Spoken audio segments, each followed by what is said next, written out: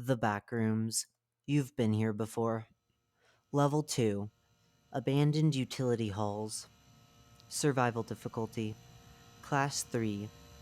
Unsafe, unsecure, low entity count. Level 2, once regarded as being one of the main levels of the Backrooms, is an infinite array of complex yet Euclidean maintenance tunnels that range in size and once had a variety of uses. Image caption: modern-day image of Level 2, taken by the late Overseer C. Whilst primary source Machina images predates this image, this is one of the most well-known. Description: Level 2's physical layout, whilst complicated, has certain commonalities in its design which allows it to be mapped and understood. The tunnels themselves, whilst following no strict flow on how they are structured, all contort at strictly 45-degree angles, and the rough length of hallways has always come to approximate multiples of 5 when measuring in the metric system. Footnote: only when rounded up to the nearest whole number, with occasional errors from the lack of equipment in the early days of experimenting with Level 2.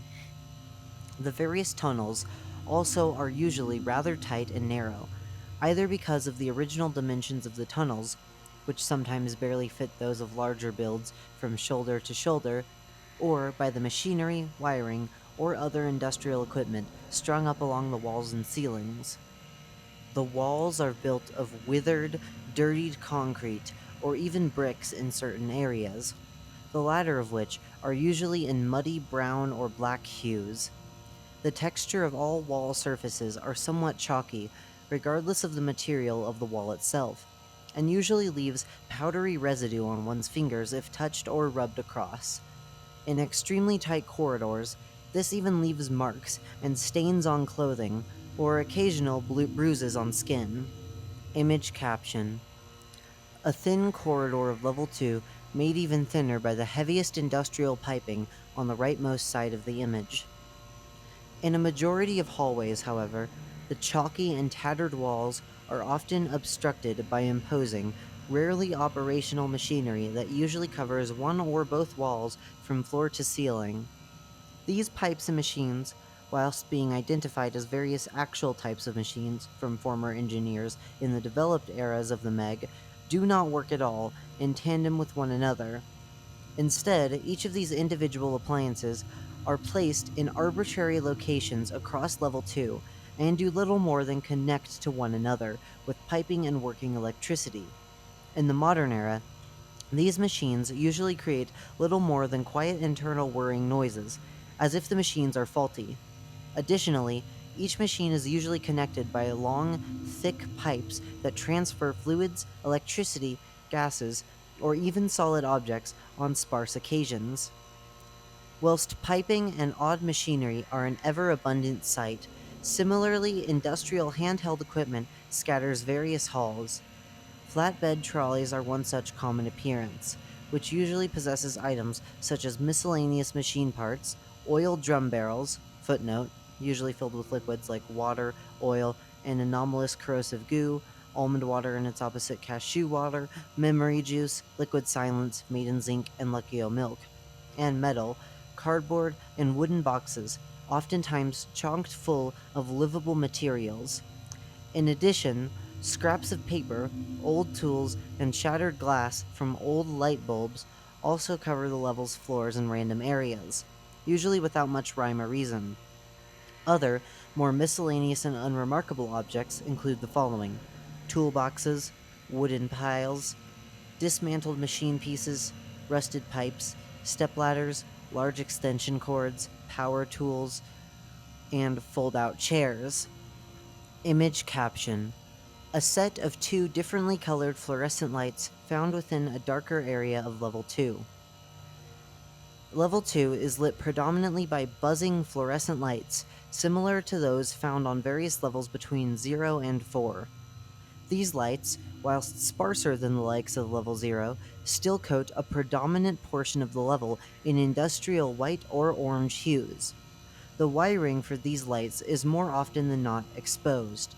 Footnote: however, they are still usually insulated via plastic or rubber.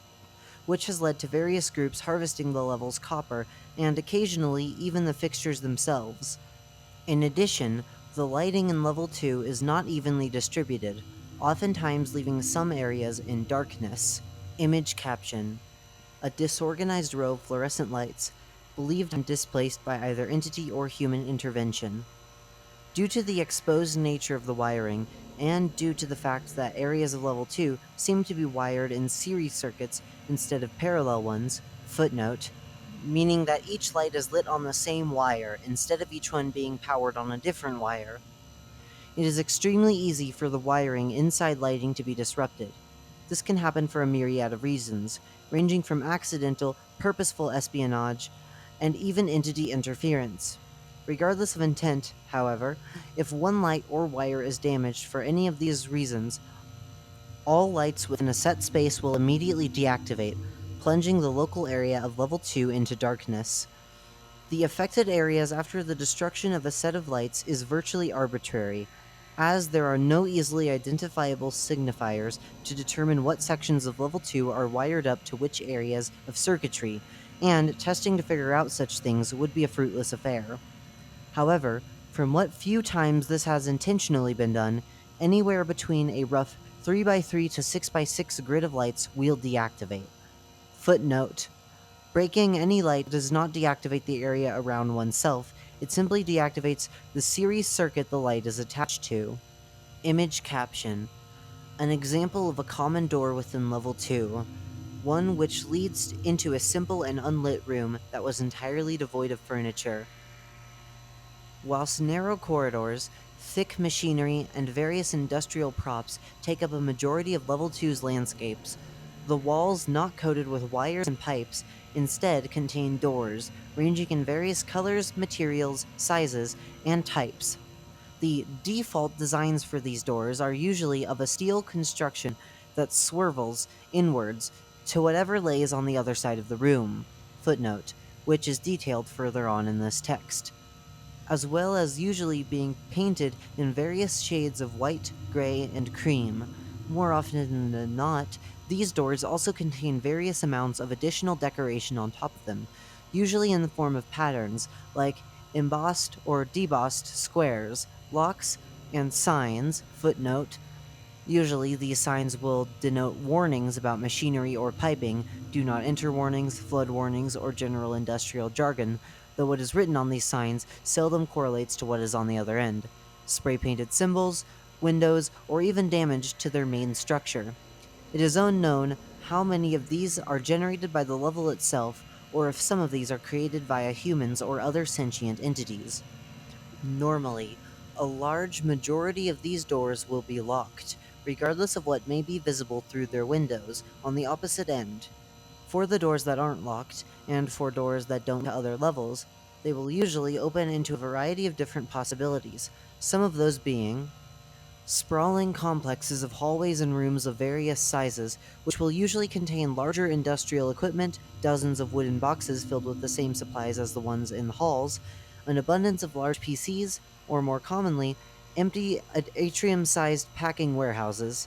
These areas usually connect to every single door inside of the square they're built in, but only a select few of these will actually open. These rooms were most commonly used by groups that used to inhabit Level 2, and are still used relatively frequently by modern groups to quickly access the internet. It is also believed that these rooms would later be terraformed into Office Space EL3A. However, no surviving records exist to confirm nor deny any terraforming took place. A long hallway, or oftentimes a multitude of hallways, that all loop back around to the same door one came from. These hallways, more often than not, are completely devoid of any sort of decoration other than fluorescent and incandescent bulbs, and also resemble office hallways rather than industrial ones. A singular room of varying size, usually just a simple square or rectangle shape.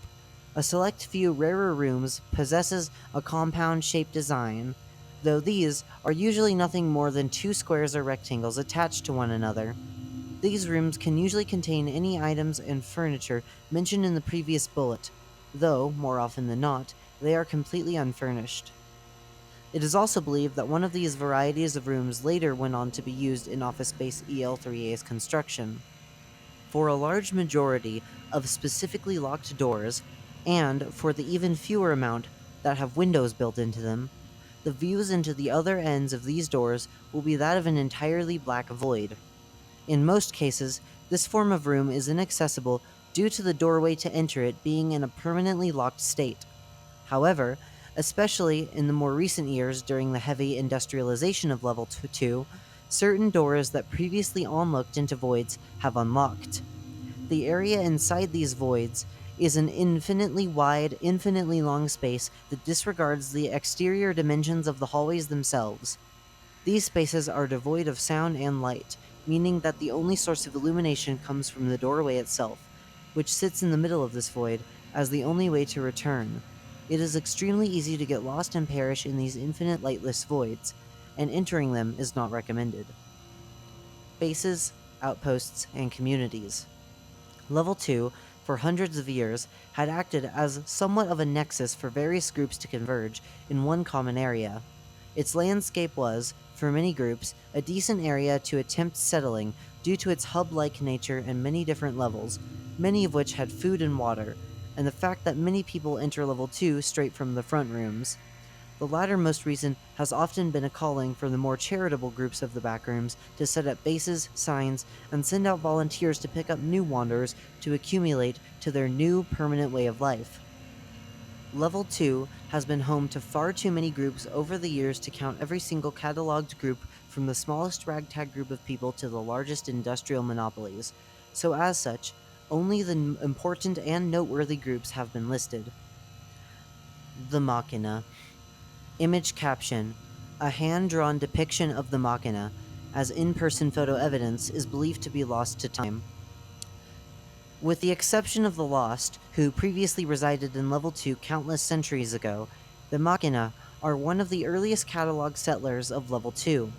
Initially starting as a simple, animalistic entity race as late as 1000 BC, the Machinas progressively evolved to develop sentience and to move beyond their simple instincts. From this, the Machina began to spread to and inhabit various levels across the Backrooms. Their occupations of levels predated that of the Lost, if their primary data is to be believed. And most importantly to this article, their main home was on Level 2. Level 2 was, in many ways, a perfect home base for the Machina, to aid in surviving the harsh conditions of the Backrooms, as well as to boost their own thinking capacity. The Machina began to build cybernetic enhancements in the form of somewhat bulky armor that was pivotal to certain elements of their culture. To create these suits, which are detailed in far greater detail in their main article, they stripped large portions of Level 2's machinery and heavily repurposed them for their own needs. Image caption: an area formerly inhabited by the Machina, pictured with various tools and various odd parts left behind by the group before their extinction. Although the Machina would have most certainly had one at some point, a definitive location for a capital city of some variety has never truly been pinpointed. A significantly large, abandoned city near the exit to level 811 has been discovered in recent years. Footnote: this town was the first instance of a level 811 exit being discovered, which could have once been the main city for the Machina, though without any primary sources on the subject discovered, it is ultimately impossible to know. The Machina, as well as gutting the walls of all its piping and machinery, would build their actual residences inside the rooms and areas that would be behind the doors. Should the doors have been unlocked, the insides of the rooms would have been completely dispelled of whatever useful machines they had by the group, which would have subsequently been recycled into their furniture, metal exoskeletons, or their rudimentary weapons for the materials which were only scrap-worthy. The ultimate downfall of the Machina was due to the resource draining of Level 2 itself. Whilst humans, in the present day, are experiencing a similar issue, the Machina's experience of a resource drought was far more pressing matter due to their technology having developed to rely on the materials the level gave. Quickly, the Machina's population began to drastically dwindle. Over the course of a mere 30 years, the Machina's headcount had dropped to double digits across all of their various bases across the Backrooms. And to this day, not a single Machina has been witnessed since approximately 1850. Footnote: the time frame of 1850 not only varies between historical evidences, but also from the general timescale one chooses to follow. For the ease of simplicity, the last date a Machina was ever seen has been determined using the common Meg standard time. In the 200 years since the downfall of the Machina, Level 2 had gradually come to regenerate its depleted machines, though the healing process has left countless of Level 2's new machines in disconnected and oftentimes non-functional states. It is believed that this is the cause of the irregular and disconnected machinery in Level 2, especially from first-hand accounts from the Lost. However, this belief is purely regarded as a mere theory until further evidence is shown. The Aiding Stragglers. Image caption: the main hall the aiding stragglers used to occupy, pictured years after their liquidation and after their supplies were raided.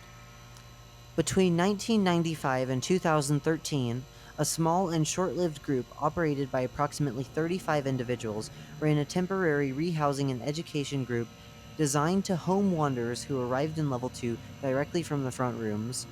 Once within the camp, the various leaders of the group, who had all been in the back rooms since as early as 1890, would help educate individuals on various properties of the back, such as its entities, its vast catalog of levels.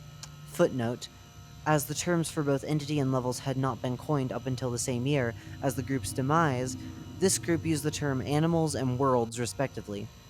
The various objects individuals could find, and even a few other groups to look out for that existed on other levels at that time.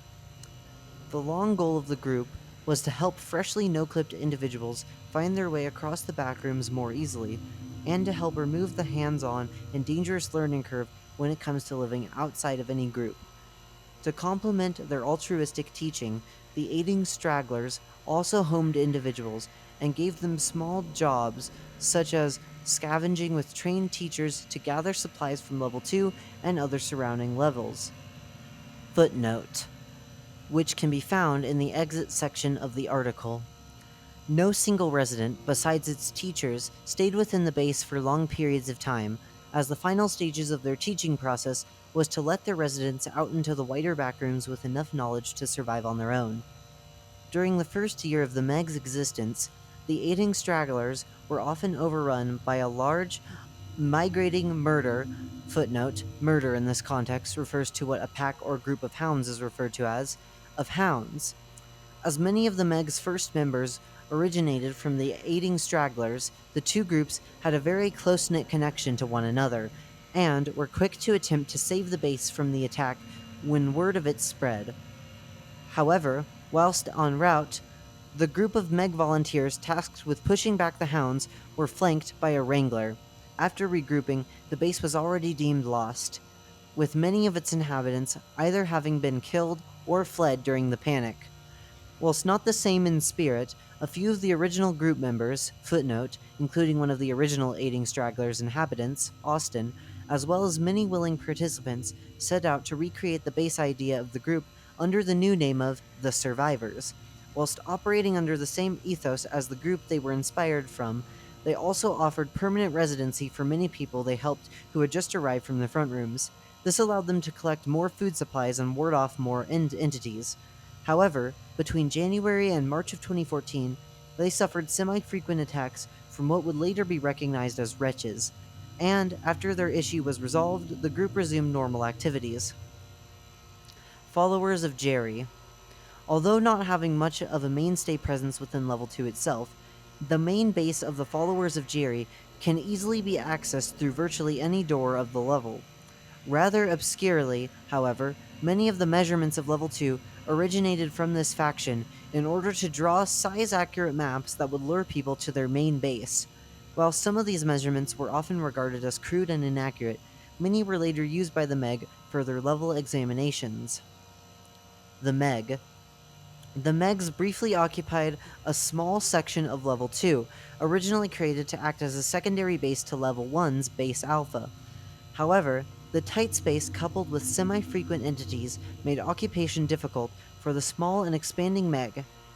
As such, the group moved the base to level 3, which, while still being a tough level to survive on, was deemed a better candidate to erect the base, which would later become the organization's third most active and most important location.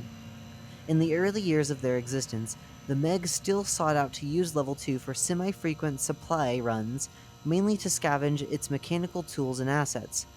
They also indulged in attempts to map out Level 2, mainly to function as an experiment for mapping out more levels later down the line. Footnote: these experiments were short lived. However, after a splinter group known as the Bntg diverged from the Meg, practically all interactions between the Meg and Level 2 ceased. The Bntg. Image caption: an image retrieved from the Bntg's database, believed to be an image of office space EL3A during its supposed construction. As one of the biggest inhabitants of Level 2, the Bntg has occupied Level 2 ever since its inception in 2016. Primarily, the group's main base of operations has been within office space EL3A. However, the Bntg has previously saw fit to occupy and adapt more of the level's environment, to varying levels of effectiveness. After establishing Office Space EL3A as their main base of operations, a process which is theorized to have required heavy transforming, the Bntg were quick to attempt to establish Level 2 as a level exclusively occupied by only them, given the lack of any other competition besides the survivors and the FOJ. Whilst ideas were tossed around between the Bntg's higher-ups, which included creating safe walkways to each of the known exits and attempting to terraform out entire chunks of the level in order to build homes with.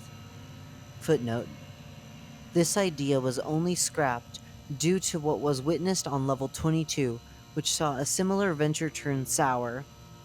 It was decided that a narrow-gauge tramway would be constructed along a vast chunk of nearby land close to Office Space EL3A. This tramway would be seldom used by passengers and would instead be used as a means to transport vast quantities of acquired goods to and from EL3A to sell to other groups, as well as between the Bntg bases that were already established. After deciding the train would be powered via Level 2's electricity, various car batteries and generators were salvaged from Level 11 and Level 35, as well as various trades from Level 82, in order to collect enough units to store and transmit the needed electricity to keep the trains running. Approximately 20 were created, which would all be powered by the various batteries the group acquired. With modifications, these batteries would later be able to be recharged from Level 2's natural electricity each time they depleted. Image caption: the modification work done to one of Level 2's tunnels before rails were implemented. After enough drawings and plans of which routes the train would take were devised, deconstruction of a vast quantity of Level 2's tunnels began. In order to clear room, the tunnels that were extraordinarily slim had much of their piping, wiring, and machinery stripped from their walls, which would later be repurposed as trading materials. Many of these supplies and components were also recycled to change these batteries, which aided in preparations for the tramway's completion. Image caption: a section of the Bntg's finalized track. This process, despite causing semi-frequent blackouts whilst attempting to understand which sections of wiring attached to the lights, was completed without any real hitch. Afterwards, the more difficult process of acquiring and gauging rails was initially done by measuring grooves into the track, which were used by upscaling the measurements of the model tracks present on level 111, and subsequently sourcing rails from level 172. Though this caused issues with the track being overly thick, as well as being extremely awkward to fit around the 45 or 90-degree corners of the level. Enough modifications to the rails eventually secured the finalization of the track system. Image caption: the terminus for 3 of the Bntg's many railways, pictured with the direct access to EL3A on the right, hopper wagons within the middle track, 2 locomotives, and a flatbed of wires harvested from level 522. Although initially hailed as a success, being able to transport all sorts of goods from various levels and speed up trades with minor, unsubstantial groups within Level 2. Footnote: usually containing no more than approximately 4 to 6 people within them. Mechanical problems were quick to manifest. Despite the work done to widen hallways, the trains would frequently hit walls while swinging around corners, and were also known to derail due to uneven gauging of track, the aforementioned tight corners, and general poor track quality.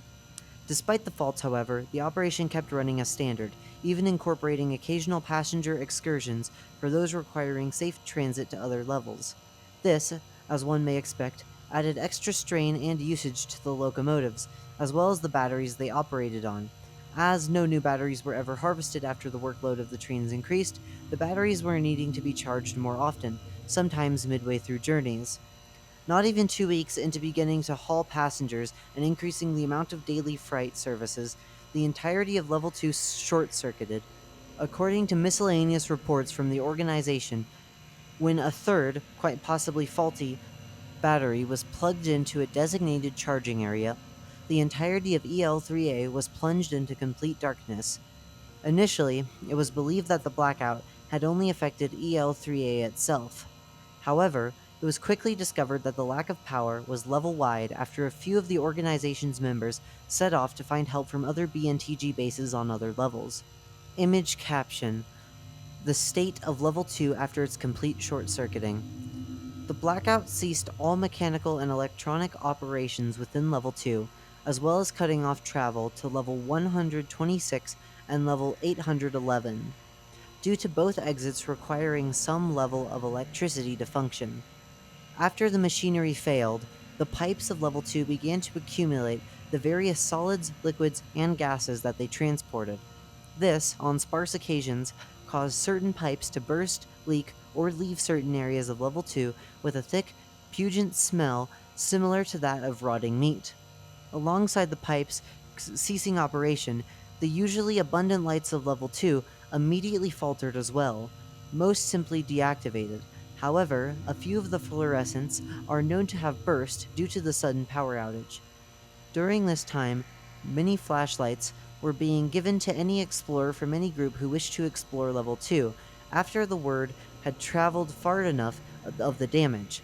After a few days, violent lights seemed to begin to activate at sparse portions of the level, resembling a form of soft, emergency lighting, which aided wanderers in navigating the level. In addition, a select few entrances and exits ceased to work, and some of the previously locked doors of Level 2 reopened. This subsequently led to the ability to enter the Void Rooms, which has unfortunately caused certain wanderers to go missing within them in their curiosity to see what was within them after the blackout itself ended. Overall, this blackout lasted a total of 2 years, with all life suddenly springing back into Level 2 when the main lights reactivated and the pipes began their transition of anomalous items again.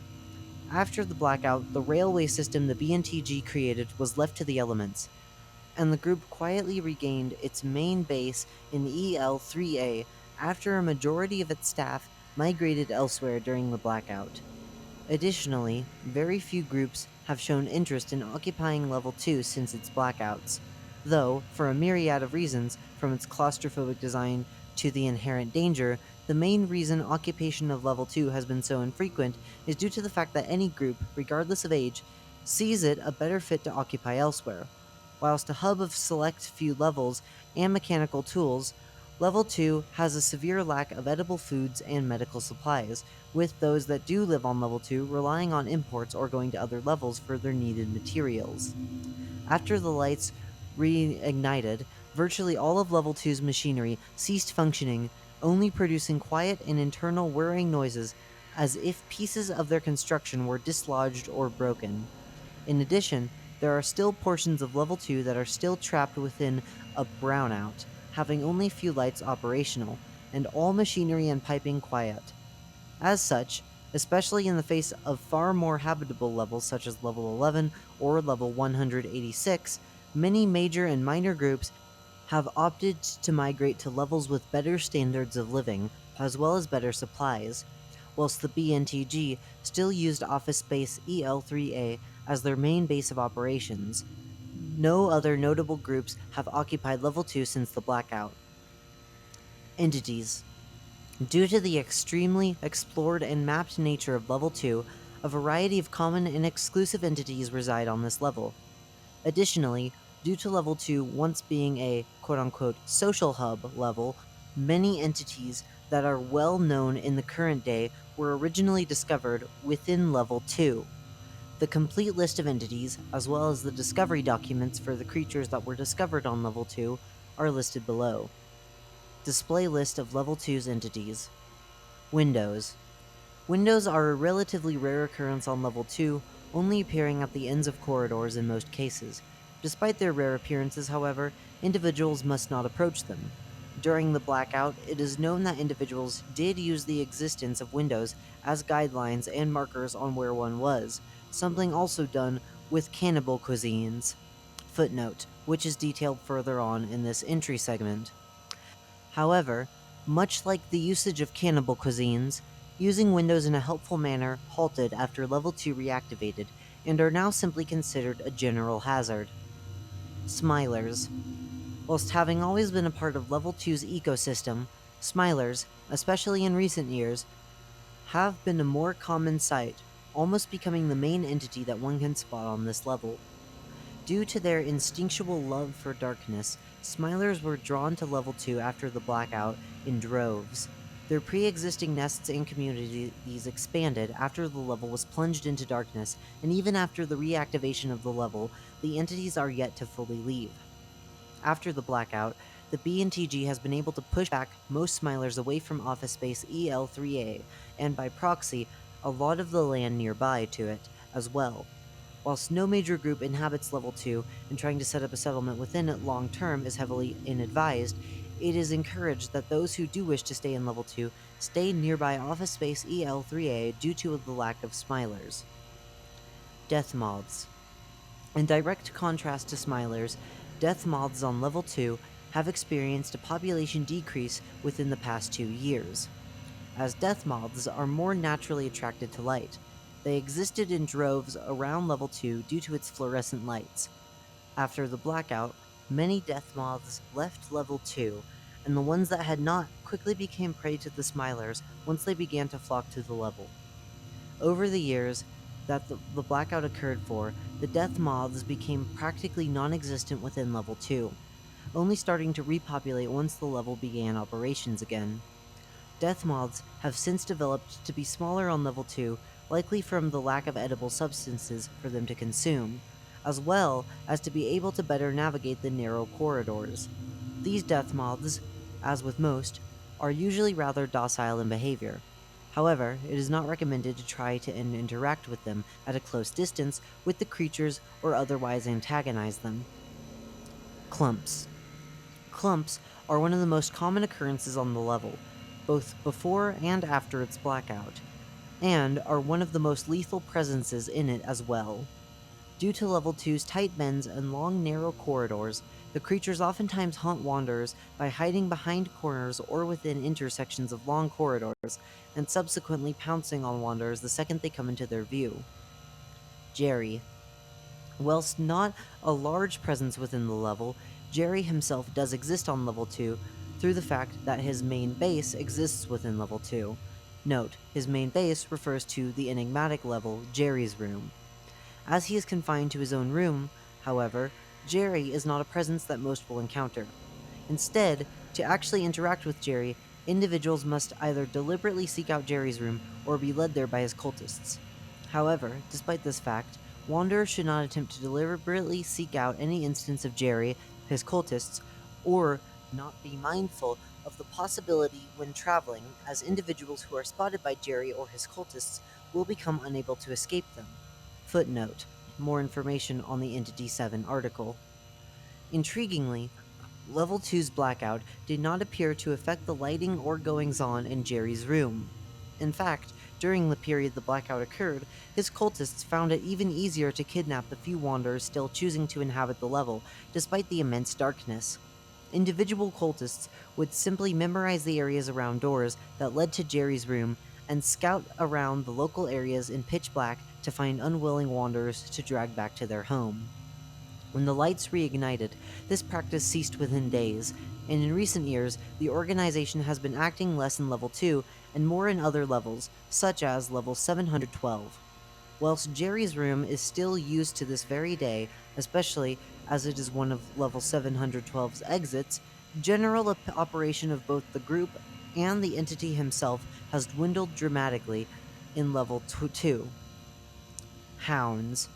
Whilst not noteworthy in Level 2, especially after the blackout, hounds were once a semi-frequent sight to wanderers, oftentimes traveling slowly in packs, unless their group was disrupted, threatened, or hunting, at which point they would drastically speed up into a chasing speed, whilst their behavior altered into a mix of hibernation, resting, and less frequent attacks upon wanderers or other entities during the blackout. Their behaviors remained practically unchanged, which remained true when Level 2 reactivated. To this day, hounds are a common occurrence, either hunting wanderers or other native entities to Level 2, but have not drastically changed in the past 200 years. Facelings. Incredibly intelligent entities, facelings have inhabited Level 2 in various forms even before the Machina, albeit not in any form of civilization. Footnote: not that facelings are ever known to create any in the first place. The entities often wander the halls in groups, and, much like normal adult facelings, do not usually attack passing wanderers unless disrupted enough whilst individuals pass by them. However, such things rarely happen in the modern day due to their sparseness. It is mainly adult facelings that roam Level 2, coming in most varieties listed on the page with the exception of one specific to certain levels, or requiring certain parameters to exist that cannot happen on Level 2. Whilst child varieties of facelings have been noted in the past, mainly before the blackout, sightings of them have become far rarer, despite the fact that child facelings would be more adept in surviving Level 2. While still inhabiting Level during its blackout, the actual population of facelings dwindled during the time that the followers of Jerry cultists were enacting their plans to steal more wayward wanderers. And despite the success in them stealing wanderers, as is mentioned above, eventually the group began to steal facelings on accident after the pool of potential wanderers dried up. Whilst facelings can, and still are, according to recent accords, able to be indoctrinated into the followers of Jerry ranking, the cultists and Jerry mostly preferred to indoctrinate humans. As such, facelings eventually stopped being kidnapped, as did all kidnappings altogether. However, the population of facelings on Level 2 still dwindled progressively as many moved to other levels late into the blackout. And not many have returned since, becoming a rarer sight on the level. Skin Stealers. Skin Stealers used to be an entity that resided on Level 2 prior to the blackout. However, they have since vacated the entire level after the aforementioned event. Before leaving Level 2, Skin Stealers were an extremely dangerous threat to inhabitants of Level 2, usually because the extreme heat of certain areas was known to aggravate them as well as melt the decaying skin that these creatures usually wear. Due to their irritability and hunger, Skin Stealers often displayed traits considered as feral, and oftentimes would ravage across the halls in search for any kind of food. When Level 2 deactivated, Skin Stealers quickly dispersed from the level after most remaining wanderers had either fled or been killed. As Skin Stealers solely eat humans, they were left practically without any food at all, which led most to leave or starve. Once the lights reactivated, Skin Stealers do not appear to have returned, and now mostly populate a select handful of levels that connect to Level 2 instead. Wretches. Due to the nature of how wretches exist, these entities are practically on every level, with Level 2 not being an exception. However, the Meg's discovery of the wretches first happened on Level 2 in 2014, the same year the group was officialized. Nguithers. Despite the foreboding name, Nguithers are a lower-end threat on Level 2, mainly due to the fact that only smaller insects of the entity reside within the level, and primarily feast on smaller insects and death moths. These creatures tend to hide on the portions of level 2 ceilings that are obscured by machinery, and usually use those areas to spy out insects nesting within those areas, or by using them as camouflage before pouncing on larger prey. While it is rarer for Nguithsers to pounce on humans, it is also not uncommon for them to do so if they are starved or brave enough to attempt it. Interestingly, the presence of Nguithsers has only increased after the blackout for reasons which ultimately are completely unknown. It is theorized to be because of Level 2's new, colder, darker conditions being a perfect habitat for their hatchlings, as opposed to the likes of Level 1's brightness and Level 2's sometimes more intense heat. Even if these once perfect conditions were superseded by the reactivation, Nguithsers still reside mostly on Level 2 but are not an overt threat to those not seeking them out. Death rats. These entities are a relatively common sight in Level 2 and other indoor industrial levels as a whole. However, they pose virtually zero threat to wanderers. Instead, these creatures usually feed on the liquids in barrels or on abandoned foodstuffs. The corpses of death rats are, interestingly enough, more frequent than the sight of a death rat themselves, as many are either killed by other entities or suffocate or boil inside the machinery. In addition, Level 2 death rats appear to have balded in order to survive some of the hotter temperatures exuded in the level. Whilst the blackout and subsequent level reactivation subsided, how many hot areas of Level 2 actually exist, death rats on Level 2 still appear to have kept this mutation. It is unknown whether or not this mutation will dissolve over time, however, or if it will be replaced with new adaptations. Cannibal cuisines. Within Level 2, cannibal cuisines are somewhat of a common sight, usually existing at the end of dead-end corridors or along walls that lack any machinery or piping.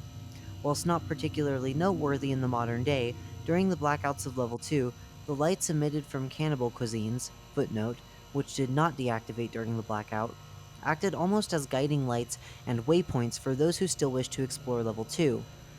Now that the blackout has ceased, however, wanderers who do not use the entities for this purpose. Wranglers. Initially discovered by the Meg after the fall of the aiding Stragglers, Wranglers are a less than uncommon sight on Level 2, despite being a surprisingly common entity. With the exception of young Wranglers, who have not been seen once on Level 2, footnote, this is believed to be because young Wranglers are looked after on other levels before becoming independent of their mother. These entities burrow around levels by no-clipping through the ground and re-emerging at other areas. Having done this even during the blackout, Wranglers, especially male Wranglers, often hunt by burrowing through meters of level 2 at a time, only to then suddenly no-clip into a hallway and snatch its nearest available prey before they even have time to react. Before the actual discovery of Wranglers in the modern day, there were many stories from old or extinct groups such as the Lost, the Machina, or the Leaders about people vanishing in Level 2 inexplicably. Note, for more information about the Leaders, view Level 600. After the discovery and subsequent research on Wranglers was made, many of those old disappearances have been correlated to Wrangler attacks. Photoshop. Whilst not a species of entity, the Photoshop entity has been previously seen in Level 2, mainly within the rooms that contain PCs. In fact, the entity's first appearance was documented on Level 2, presumably near Office Space EL3A. Footnote, according to the Discovery write-up provided on Entity 104's page. Whilst not having been seen on Level 2 in the distant past, due to the fact that Photoshop is a recent creation, note, see Level 586 for more info, the entity has previously been seen incredibly rarely, but mainly appears to inhabit other levels since the blackout, presumably due to the fact that no electronics were operational for Photoshop to use. Growlers. Intriguingly, not only are growlers themselves a semi-common sight, but the dead bodies of growlers are also noted to be common. Whilst it is not rare to find the corpse of entities anywhere in the backrooms, growlers often start out incredibly small in Level 2, usually hunting death rats, death moths, or other small prey, and will accidentally merge together when encountering one another in tight spaces. This often snowballs, causing growlers to fuse and grow to the point where it can no longer move around inside the halls, causing it to starve and perish. Occasionally, these blockages have been known to halt wanderers from progressing forwards in the level, though usually the various pipe cleaners that make up their bodies detangle from one another a few hours after death. Growlers remained mostly unchanged by the blackout. However, those who stayed within the level after the event occurred were able to make out growlers due to their brightly colored appendages even in the pitch darkness, allowing many individuals to evade them. Swindlebirds. According to old reports, a blue swindlebird was once spotted within level 2. However, due to a lack of further sightings and utter implausibility at this possibility, any investigation on the idea was swiftly dropped. It is not known if any kind of swindlebird actually inhabits level 2, though certain archaeologists of the Machina and forgotten branches of the Lost vaguely entertain the idea that the entity once did.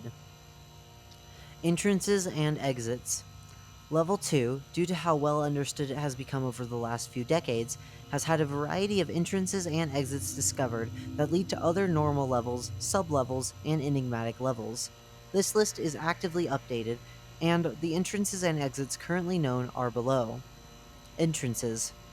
Infamously, Level 2 is most easily accessible from Level 1 via traveling down any corridors that appear to go on for longer than most corridors do in the level.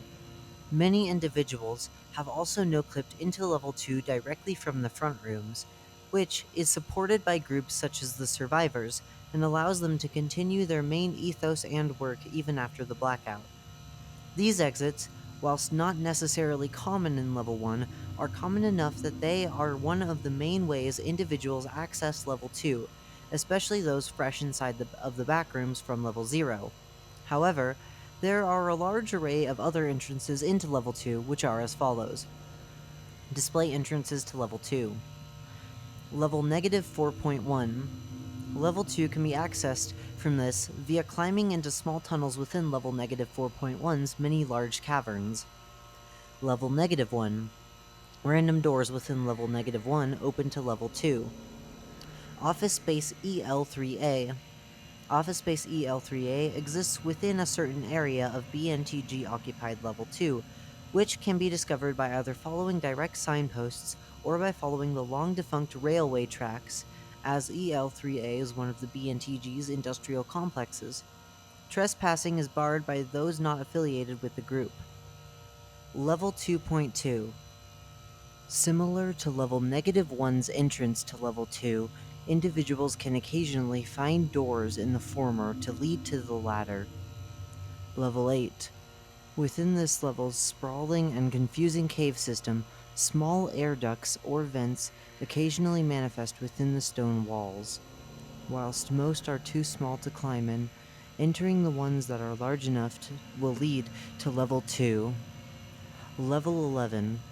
Entering the doors of random buildings, mainly the ones that lack interiors, have the potential to lead to level 2, among other levels. Level 43. By exploring the staff halls of the aquarium, individuals can suddenly appear within level 2 or level 4. Level 84. Touching or no-clipping with virtually any of the terrain within the clipped park section of level 84 for long periods of time may trigger teleportation to level 2. Level 124. Climbing into any crematorium furnaces within the above level will cause oneself to spontaneously arrive in level 2. Level 141. By climbing any stairs or utilizing an escalator, wanderers can arrive in level 2, as well as a myriad of other levels. Level 158. Entering the subway tunnel within Ares Station before its train has arrived leads to level 2. Level 173. By entering waterfalls within this level's caves, individuals have a slim chance of entering level 2, as well as multiple other levels. Level 309. By traveling 3 miles down the path, one can arrive within level 2, most notably at a location close to Office Space EL3A. Level 480. Some hallways that connect the various stores of level 480 together can sometimes lead to level 2 instead of their actual target destination. Level 522. By submerging oneself into the thick sets of wiring on level 522, one can arrive within level 2 when they re-emerge. Level 997. In order to return from level 997, as one of its only entrances exists in level 2, individuals must use a pink door embedded in a tree. Exits. The most well-known, easiest to find, and most commonly used exits from level 2 come in the form of exits to level 1, level 3, and oftentimes even level 4, all of which take the form of unlocked doors. These exits, especially in recent years, are especially easy to spot, as wanderers of years past often leave signs or engravings in the walls of anomalous doors that lead to these above levels. Whilst not accounting for all of Level 2's exits, a vast majority of ways to leave Level 2 come from various anomalous doors that can be spotted semi-frequently. For the sake of categorization, the exit section has been split into multiple parts. Display exits via anomalous doors. Level 31, Level 127, and Level 137. By finding plywood doors in Level 2, one can enter Level 31 and Level 127. In a similar vein, wooden doors that appear aged lead to level 137 instead. Footnote: it is currently unknown whether all wooden doors that go to level 31 will eventually decay and lead to level 137. However, this theory is increasingly being believed in recent years. Level 70 and level 283. Any doors in level 2 that appear larger than any usual door, usually going from the floor to the ceiling, will either go to level 70 or level 283. The ones that lead to level 70 have the text 70 engraved into them, and the ones that lead to level 283 are often painted in rainbow colors. Level 101 and level 126. Some unlocked doors go to level 101 instead of the random rooms that can appear within level 2. In a similar vein, any unlocked doors that have an echoey piano emanating from the other side lead to level 126. Level 141. Opening a metal door and entering it leads to level 141. Level 175 and level 997. Any blue doors in level 2 lead to level 175, and by contrast, all pink doors in level 2 lead to level 997. Level 811. Level 811 can be accessed by following blue pulsating lights on select pipes in level 2 to a door with a Machina blade embedded into it. Pulling the knife will then take individuals to level 811. During the blackout, all exits to level 811 cease to function, and only a few have returned to normal since the level's reactivation. Level 998. As one of the more common exits, elevator-like doors will lead to level 998. Display exits via other methods. The hub. Following the same entrance scheme as is suggested to do on level 1, footnote, that being to follow a trail of corridors that aligns with the Konami code. For more information, look at the third revision for the page of the hub. One can access the hub from level 2. However, the location in which to do so is not officially known by most main groups and exists mostly as talk between their members. Office Space EL3A. As Office Space EL3A exists directly within level 2 itself, exiting this area will place individuals back into level 2. Make-Believe and level 38. Whilst traversing level 2, it has been documented that individuals may suddenly find themselves seamlessly transitioning into either of the two levels above.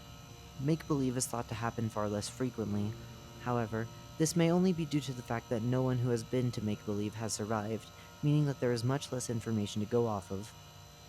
Level 64.